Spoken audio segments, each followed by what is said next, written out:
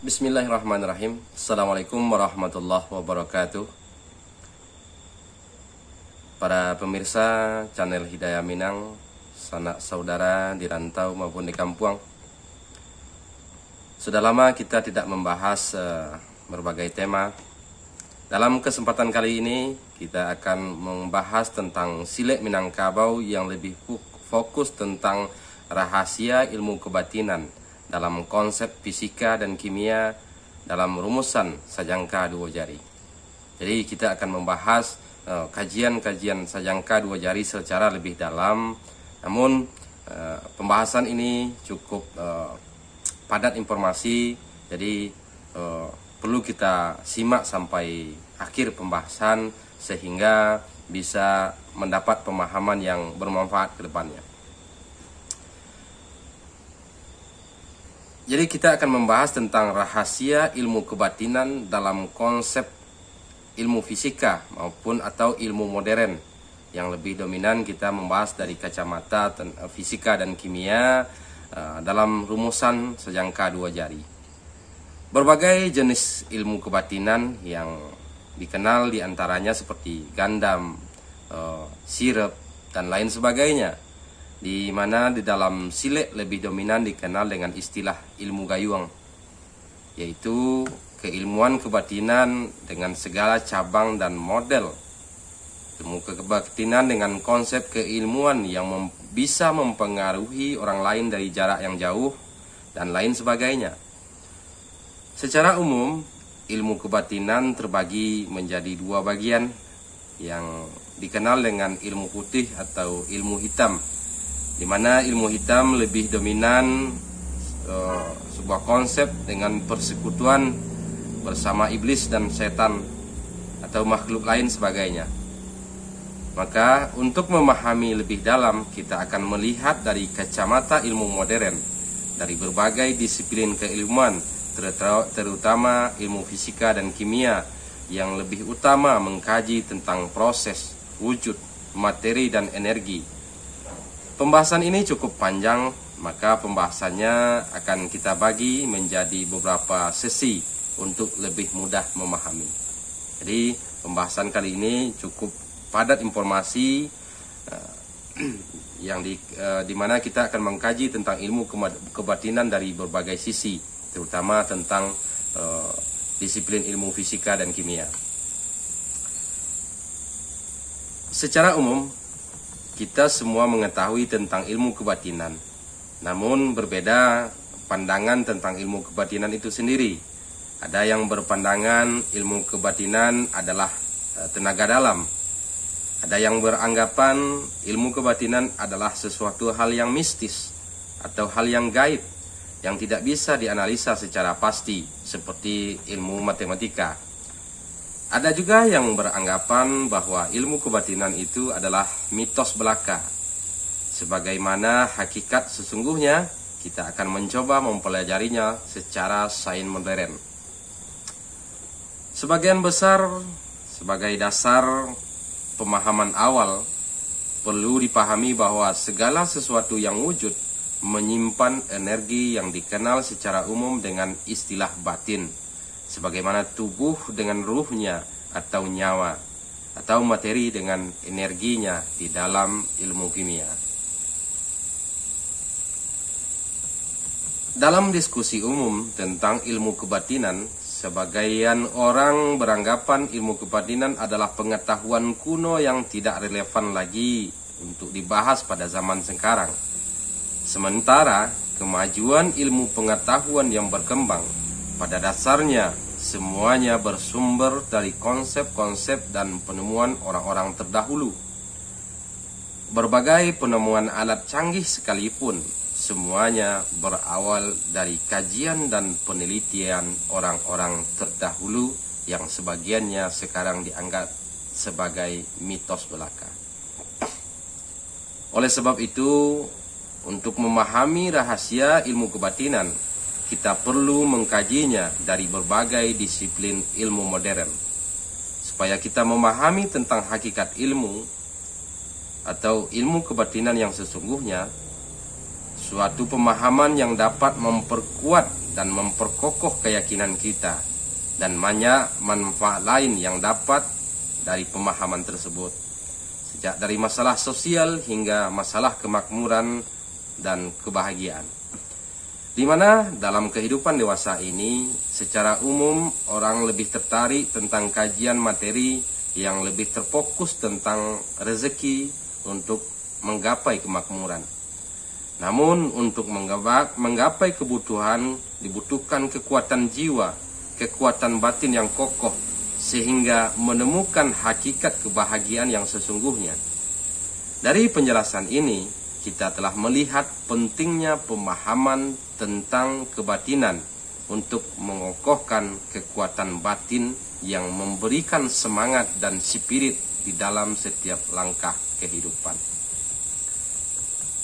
Memahami hakikat ilmu kebatinan dalam kehidupan modern, kita akan melihat dan mempelajari sekilas tentang hakikat ilmu fisika, di mana kemajuan pengetahuan, khususnya ilmu fisika yang dipahami dengan ilmu pasti, di mana hakikat fisika menjelaskan tentang proses dan produk. Proses ilmu fisika diantaranya adalah fakta, data, konsep, prinsip, aturan, teori, dan model. Fisika sebagai aktivitas riset dan pengkajian dengan menggunakan metode yang mengandalkan keterampilan proses berhipotesis, bereksperimen, dan lain sebagainya. Hakikat fisika sebagai proses yang melahirkan keterampilan proses sains menjadi keterampilan sentral atau kunci keterampilan pada penemuan ilmiah yang melanjutkan kepada produk-produk. Maka dapat disimpulkan bahwa fisika berbicara tentang proses dan produk. Bagaimana proses di dalam ilmu kebatinan. Untuk memahaminya lebih dalam, kita akan melihat hakikat ilmu kimia. Ilmu kimia merupakan bagian dari ilmu pengetahuan alam yang terfokus mempelajari tentang materi dan energi, serta kemungkinan perubahannya menjadi unsur lain. Kajian ini dapat memberikan pemahaman tentang proses ilmu kebatinan itu sendiri. Kita akan lanjut mengetahui pemahaman kimia yang dalam dan dapat dipahami jika kita mendalami hakikat materi, di mana materi di alam dapat berupa unsur, senyawa, dan campuran. Secara submikroskopis, ketiga bentuk materi itu terbentuk dari unit atom atau gabungan atom. Dapat pula berupa gabungan-gabungan atom yang biasa disebut sebagai molekul yang saling berinteraksi melalui ikatan kimia itu sendiri. Suatu atom tersusun dari inti atom dan elektron. Elektron dalam atom menempati sesuatu daerah kebolehjadian yang disebut sebagai orbital. Letak elektron ditentukan oleh 4 bilangan kuantum, yaitu bilangan kuantum utama, bilangan kuantum azimut, bilangan kuantum magnetik, dan bilangan kuantum spin. Hingga saat ini, kimia membatasi unsur pembentuk materi yang paling elementer hanya pada elektron dan inti atom. Pada reaksi kimia terjadi perubahan struktur atom atau perubahan susunan elektron yang menyusun materi, hingga setiap reaksi pada hakikatnya merupakan perubahan sifat materi, dan setiap perubahan reaksi kimia selalu terjadi perubahan energi. Hakikat kajian kimia bertujuan untuk memahami sifat dan perubahan materi di alam. Konsep hukum, teori dalam kimia dihasilkan dari kajian tersebut akibat pemahaman terhadap fenomena-fenomena kimia. Ilmuwan dapat menghasilkan produk-produk sintetis yang meniru alam. Dan hakikat ilmu kimia tersebut, kita telah mulai melihat proses reaksi kimia, terjadi perubahan energi, Dari sini kita telah melihat proses energi sebagai proses ilmu batin yang akan kita bahas lebih dalam. Dalam kajian Sajangka Dua Jari sebagai salah satu metode memahami ilmu kebatinan di dalam sile, metode pembelajaran ini diawali dari mempelajari titik saraf tubuh dan keseimbangan energi diri dan alam semesta, di mana manusia merupakan susunan dari berbagai unsur, materi, dan lain sebagainya. Secara kajian kimia atau kajian modern dikenal dengan istilah tubuh seluler yang memiliki jaringan dan frekuensi dengan mengatur gelombang energi yang biasa dikenal dengan istilah badan bioplasmik. Maka akan dapat menghubungkan berbagai kekuatan energi. Di sini kita mulai melihat kajian modern tentang tubuh yang terbagi menjadi dua. Pertama, tubuh seluler sebagai wujud tubuh kasar, kemudian tubuh bioplasmik sebagai bayangan tubuh halus yang memancarkan dan menangkap gelombang energi diri dan alam serta segala sesuatu yang ada di alam semesta. Untuk memahami proses energi dalam memahami proses ilmu kebatinan, kita akan melihat dalam kajian modern lebih lanjut, di mana badan seluler dan badan bioplasmik dalam kajian tubuh secara modern, di mana badan seluler memiliki miliaran sel dengan segala komponen, dan salah satunya mitokondria di dalam sel, dan ada miliaran dan tempat metabolisme atau karbohidrat atau hidrat arang yang membentuk sebuah energi, baik energi untuk badan seluler atau energi yang kita keluarkan lewat pembuluh meridian. Apa itu pembuluh meridian? Yaitu lubang-lubang atau pembuluh energi yang berada persis di sikutis di bawah kulit luar.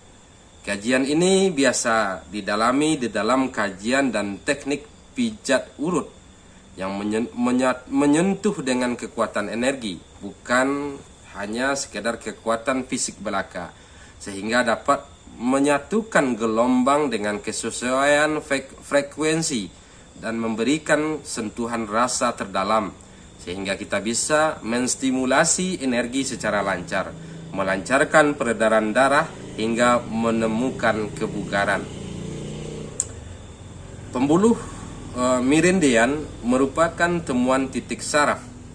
Dalam kajian Sajangka Dua Jari ada 6.666 titik atau helai saraf yang terhubung, dan 660 menjadi titik sentral dari 360 cabang sentral. Sebagaimana di dalam ilmu totok saraf yang biasa terkunci pada 60 titik sentral pada tubuh yang berbentuk bulat kecil memutar ke kiri seperti arah tawaf di Ka'bah.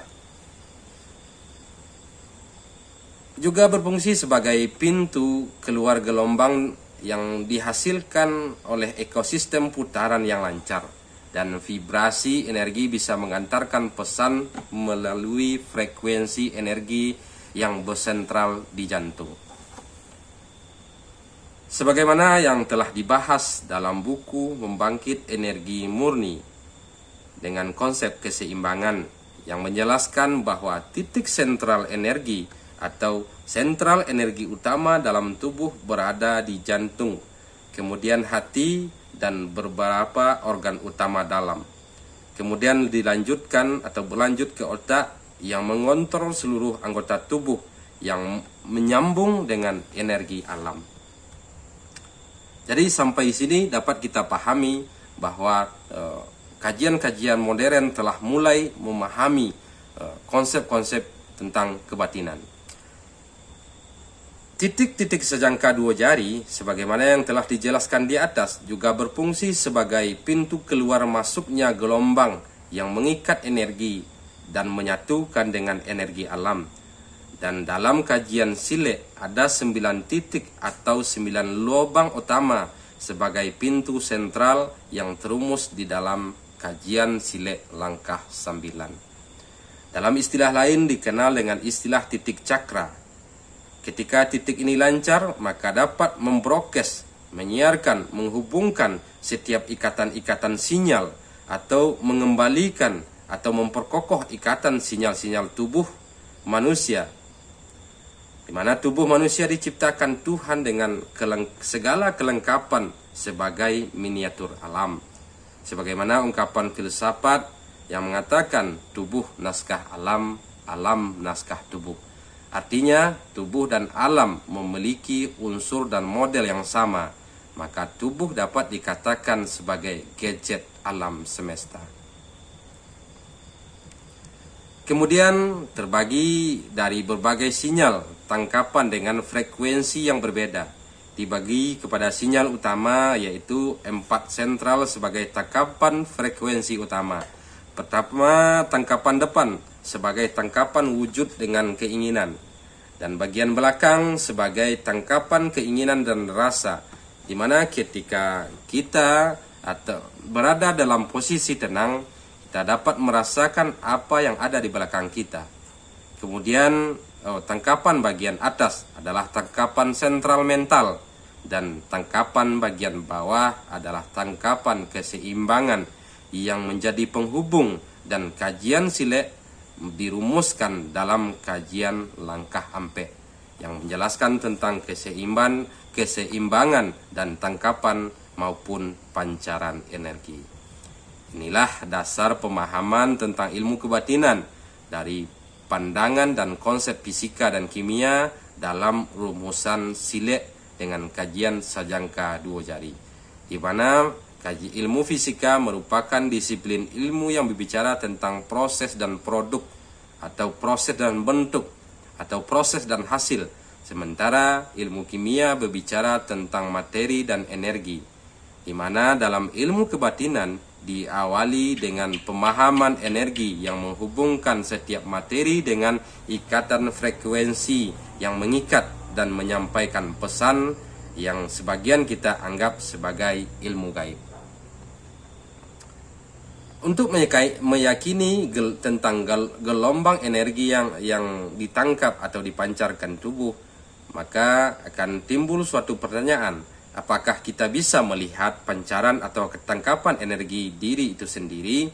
Jawabannya dapat dibuktikan dengan penemuan seorang profesor dari Rusia, yaitu Profesor Semyon Kirlian, seorang ilmuwan Rusia, dengan temuannya tentang Kirlian fotografi yang ditemukan pada tahun 1939 yang dapat memperlihatkan tubuh kasar dengan gelombangnya, dan alat tersebut baru dipublikasi pada tahun 1970-an.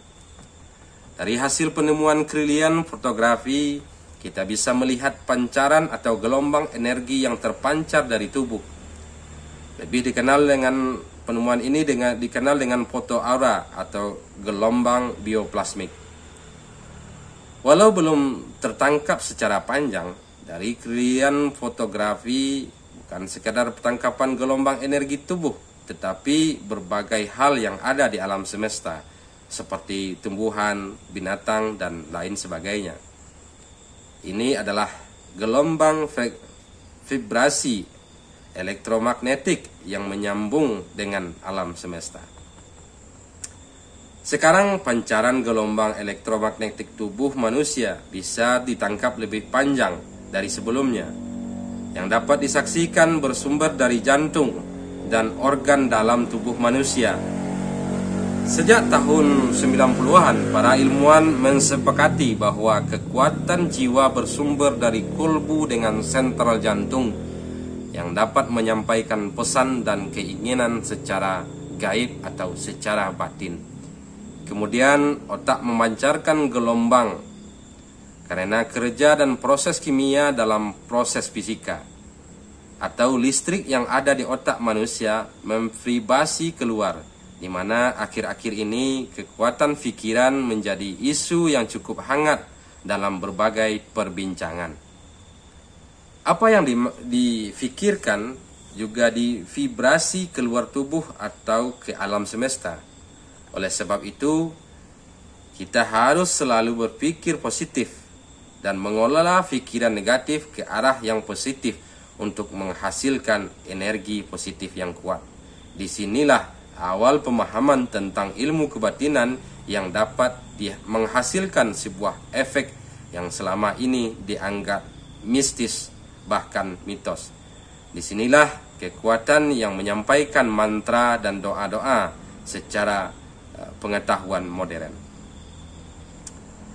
Memahami hal tersebut lebih lanjut tentang ilmu kebatinan dalam kajian modern, kita akan mengutip penelitian dari Institute of Harvard pada tahun 1998 menemukan bahwa jantung mempunyai medan elektromagnetik 5.000 kali lipat lebih besar dari kekuatan energi otak.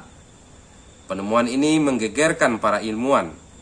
Dalam ilmu kebatinan, semuanya berawal dari sini, bahwa kekuatan ilmu kebatinan yang dipahami dan dipraktekkan oleh leluhur kita, sementara baru dipahami secara modern saat ini sebagai sebuah penemuan yang menggemparkan.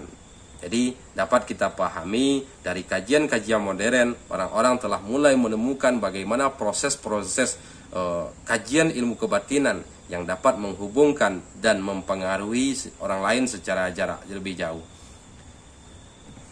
Jadi bagaimana prosesnya, cara kerjanya, cara menghubungkan dan cara memperkuat kekuatan ilmu kebatinan, tunggu pembahasan pada video selanjutnya, bagaimana pandangan dan pendapat sanak saudara tentang pembahasan ini, atau ada yang lebih menarik untuk dipertanyakan, silakan ditulis di kolom komentar di bawah.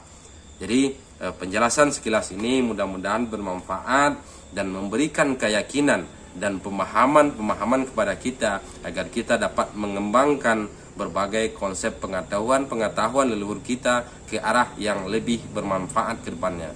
Jadi penemuan-penemuan para ilmuwan dewasa ini sesungguhnya semuanya telah dipraktekkan oleh leluhur kita dengan melalui proses penelitian dan kajian-kajian yang mendalam dan sesuai dengan zamannya.